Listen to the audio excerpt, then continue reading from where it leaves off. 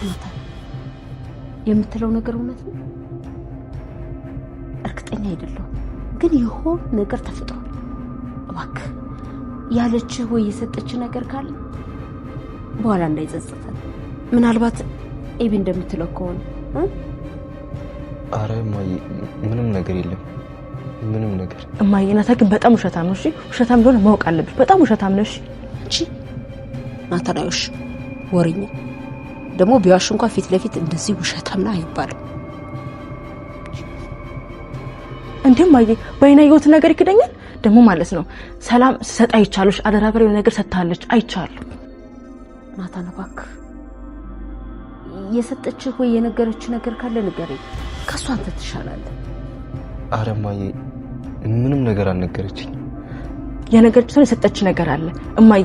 ሰላም አንድ ነገር ብትሆን ተጠያቂ የምትሆን አንተ ራስህ ነህ። ግን በቃላ በጣም ትጨነቃለች፣ በጣም ታስባለች፣ ማውራት ትፈልጋለች ግን አታወራም። አንተን ብቻ ነው ማውራት የምትፈልገው።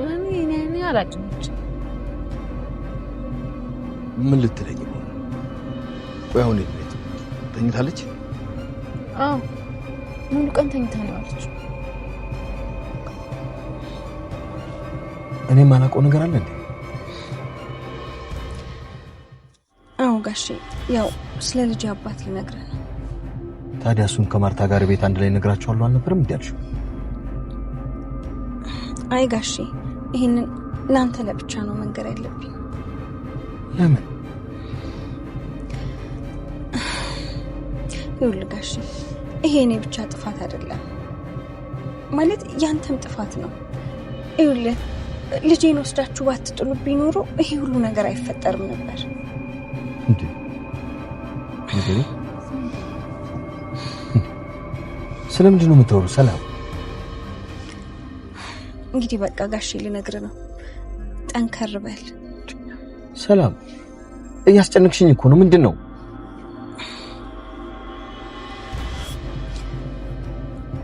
ጋሼ ምን መሰለህ ይኸውልህ ማለት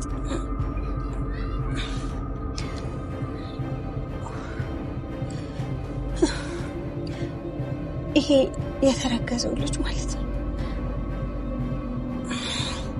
በቃ የዳጣው ወንድም ያንተ ልጅ ነው።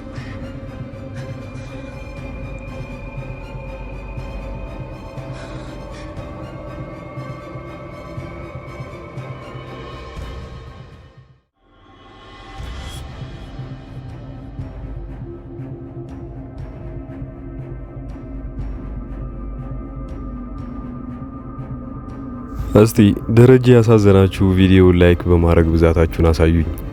ደረጃ ገና የዳጣን እየተጨነቀ ባለበት ሰዓት ላይ ሁለተኛው ልጅም የተረገዘው ካንተ ነው ተብሎ ሲነገረው ደንግጧል። አሁን ምን ማድረግ እንዳለበት የሚያውቀው ነገር የለም። መሀላቸው ምንድነው የተፈጠረው? አሁን ላይ እሷ ምክንያት አድርጋ ያቀረበችው ማለትም ሰላም ሁለተኛ ልጄን ያረገዝኩት ካንተ የመጀመሪያዋ ልጄን ወስደ ስለጣልክብኝ ነው። እሷ ስትናፍቀኝ ምንም ማድረግ አልቻልኩም። ቅርብ ጊዜ ውስጥ ያኔ እሷ እዚህ በሌለች ሰዓት ወይንም ደግሞ ዳጣ ወደኛ ቤተሰብ ሳትቀላቀል በፊት ያው ልጄ በጣም ስለናፈቀችኝ ሁለተኛ ልጄን ካንተ አረገዝኩኝ ብላን ትነግረዋለች። ደረጃ በጣም ይደነግጣል። ያሁን እንኳን የኔ ልጅ አይደለም ብሎ ነበር ያሰበው። በዚህ ሁኔታ ላይ መጀመሪያውኑ ጥርጣሬ ውስጥ እንደገባ ስለሚያውቅ ደረጃ ከማርታ ጋር ወይንም ከሚስቱ ጋር ሲነጋገር የነበረው ቶሎ ብላ ያባቱን ታስተዋውቀን እኛም አርፈን እንቀመጥ እያለ ብዙ ጥርጣሬዎችም ምናልባት የዳጣን እውነትም ያወጣብኛል ብሎ ስላሰበ ነበር በቶሎ የልጁን አባት ካላመጣሽ እያለ ሲያስጨንቋት የነበረው። በመሃል ግን ሰላም ያሰበችው አንድ ነገር አለ። የልጁን አባት አምጡ እያላችሁ አታስጨንቁኝ፣ ደረጃ መጀመሪያ አንተን ለብቻ ላናግርህ፣ አንተ ብቻ ማወቅ ያለብህ ምክንያት አለ ብላ ደረጃን ትጠራዋለች። ደረጃን ታዲያ ስትነግረው አሁን ላይ ነገሩ ከባድ ነው ካንተ ጋር የሚያገናኘው ነገር አለ ብላ ስትነግረው ደረጃ ያብዳል። ገና ሳይነገረው ምንድነው ይሄኛው ልጅ እንኳን እርግዝናው ከኔ ጋር የሚያገናኘው እያለ እየጮኸ እዛ ቤት ውስጥ ሲናገራት ማርታ ከዛው ከጎረቤት ክፍል ውስጥ ሆና እየሰማቻቸው ነበር።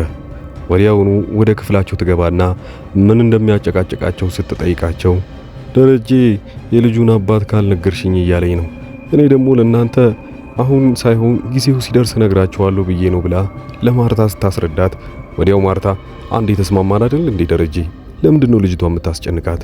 እሷ ስትወልድ ልትነግረን አይደል እንዴ? አሁን እኮ የሱን የማወቅ ጭንቀቱም አይኖርህም፣ አታስጨንቃት ብላ ከዛ ክፍል ውስጥ ለቆ ይወጣል። ደረጀ በጣሙኑ ለጥፉኑ እየተጨነቀ የመጣው በዚህን ሰዓት ላይ ነበረ። ከዳጣ ጋርም ሲያወራ እሷን አይተሻታል ወይ? ሰላም ሆስፒታሉን ምን እያደረገች ነው ብላ እየጠየቀችው ነበረ።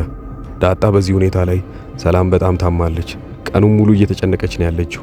ምግብ አትበላም፣ መኝታዋ ላይ ቁጭ ብላ ነው የምትውለው። ምን እንዳስጨነቃት አላውቅም። ማውራት የምትፈልገው ደግሞ አንተን ብቻ ነው ብላ ትነግረዋለች።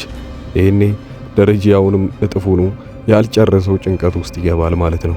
ከኔ ጋር ማውራት የፈለገችው ምንድነው ልትነግረኝ የፈለገችው? ይሄኔ በስተመጨረሻ ሰዓት መኪና ውስጥ ይገናኛሉ። ያኔ ታዲያ ስትነግረው አሁን እንግዲህ ጠንከር ማለት ይኖርብሃል ደረጀ፣ የምነግርህ ነገር በጣም ከባድ ነው። ታዲያ አሁን ያረገዝኩት ልጅ የዳጣ ወንድም ላንተ ደግሞ ልጅህ ነው ብላ ስትነግረው ደነገጠ። ምን ማለት እንዳለበት አያውቅም። ገና የመጀመሪያውን የዳጣን ሁኔታ እንኳን እየተጸጸተና እየቆጨው ባለበት ሰዓት ላይ ሁለተኛው ጥፋት ይመጣበታል። ማርታ ይህንን ብትሰማ ምን ትለኝ ይሆን? የመጀመሪያው የዳጣን ሁኔታ በስህተት ነው ተብሎ ሊነገር ይችላል። ያንንም ካወቀችና በመከራ ካስረዳዋት በኋላ የምትተማመንበትን ትዳሯን እንዳበላሸውት ካወቀች ምን ሊፈጠር እንደሚችል አስቡት። በሱ ምናልባት ሊታረቁ ይችላሉ። ዳጣ ጥሩ ጸባይ ያላት ልጅ ናት።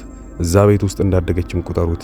ያኔ ከተግባባች በኋላ ማርታ ራሷን አሳምና ዳጣም ብትቀበላት እንደ ልጇ፣ ሁለተኛው ልጅ እየመጣ እንደሆነ ደግሞ ድጋሚ ስትሰማ ለሁለተኛ ጊዜ ደረጀ ተበላሸ። በዚህኛው እንኳን መሳሳቱ አውቆ ሊሆን ይችላል ብላ ማርታ የምትወስደውን እርምጃ አስቡት። እናንተ መፍትሄው ምንድነው ብላችሁ ታስባላችሁ? በዚህም በኩል ዳጣ ለብቻዋም ሆና በጣም የተጨነቀችው ነገር አለ። ማርታ የልጅሽ አባትሽን ካላስተዋወቅሽኝ ብላ እያስጨነቀቻት እንደሆነ ታውቃላችሁ። ከነገ ዛሬ አስደውልሻለሁ ብላ እሷም ቢሆን ነገሩን እያረሳሳቻት ነው። ከዛም በኋላ ግን በሰላም እንኳን መሳሳቁን ትተዋለች። እዛ ቤት ውስጥ ቀስ በቀስ ሰላምና ሳቂታ ነገሮች እየመጡ ነው ያሉት። ይሄኛው ውሃና ኤቢ በዛን ሰዓት ላይ ምንም ጭንቀት የሌለባቸው ብቸኞቹ ልጆች ሆነዋል። በሌላ በኩል ናታንም ቢሆን የሰጠችህን ወረቀት ቶሎ እንድናነበው እንፈልጋለን። ምናልባት ወረቀቱ ላይ እኮ ሰላም እርዳታ ፈልጋ ሊሆን ይችላል። ለምን ትደብቀዋለህ?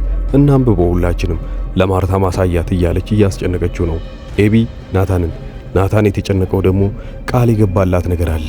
ለማንም እንዳትሰጥ፣ ለዳጣ ብቻ እንድትሰጣት ፈልጋለሁ። እሱም ልትሰጣት የምትችለው እኔ ከዚህ ቤት ስጠፋ ብቻ ነው ብላ ሰላም ቃል አስገብቷለች።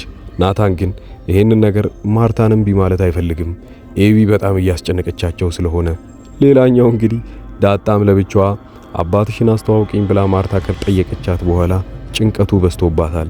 በዚህን ሰዓት ላይ ከየት አምጥታ የሌለውን አባቷን ማስተዋወቅ እንዳለባት አታውቅም። ምክንያቱም ትክክለኛ አባቷ ደረጀ ነበርና። እንደውም እሷ ፊት ሆና ስትደውልላት ያው ሳያነሳላት ወዲያውኑ ስልኩን ሲዘጋባትም ጭምር አይታችኋል። ማርታ የዚህ ቤት ነገር ግራ እየገባት ነው። እንደውም ኤቢ እንዳለችው እውነትም እዚህ ቤት ውስጥ አንዳች ትልቅ ችግር አለ ብላ እንድታስብ አድርጓታል። ኤቢ ልክ እየመጣች ነው።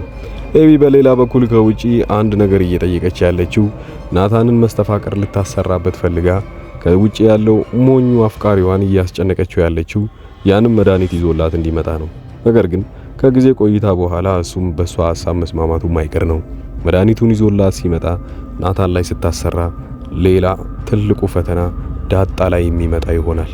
ዳጣ ከዛ ቤት ውስጥ የመጨረሻዋ ውሳኔ ሊሆን የሚችለው ምናልባት ማርታ በደንብ አድርጋ የምታስጨንቃት ከሆነና አባትሽን ካላስተዋወቅሽኝ ካለቻት እሷም የመጨረሻ ውሳኔዋ የሚሆነው ከዛ ቤት መውጣት ነው። ሰላምም ቢሆን ደግሞ አሁን የምትናገረውን አንዴ ተናግራለች። ደረጀ ጭንቀት ውስጥ ገብቷል። እሷስ ያንን ቤት ለቃ ትወጣለች ወይንስ እዛው ቤት ውስጥ የምትቀመጥ ይሆናል? የነ ማርታ ሁኔታስ የመጨረሻው ነገር ምን ሊሆን ይችላል? ማርታ እውነቱ ስታውቅ ትቀበለው ይሆን ደረጀን ወይንስ ከዛ ቤት ውስጥ እስከ መጨረሻው ድረስ ልታባራቸው ትችላለች? ደረጀ ምን ይሆን የሱ ጣፋንታ መጨረሻው? የራሳችሁን ኮሜንት፣ ማንኛውም አስተያየት ሊሆን ይችላል ኮሜንት ላይ ያስቀመጣችሁልኝ። ቀጣዩ ክፍል እስኪለቀቅ ድረስ ይህንን ቻናል ሰብስክራይብ በማድረግ የደውል ምልክቷን መጫናችሁን አትርሱ። ቀደም ብሎ የሚደርሳችሁ ይሆናል። እኔ ኮሚኒቲ ፖስት ላይ ስለቅላችሁ ሊንኩን ነክታችሁት እናንተ ቀዳሚ ሰዎች መሆን ትችላላችሁ። ቀጣይ እንዲሰራላችሁና በምሳሌም ድራማ እንደዚሁ በትረካ መልኩ እንገናኛለን። መልካም ጊዜ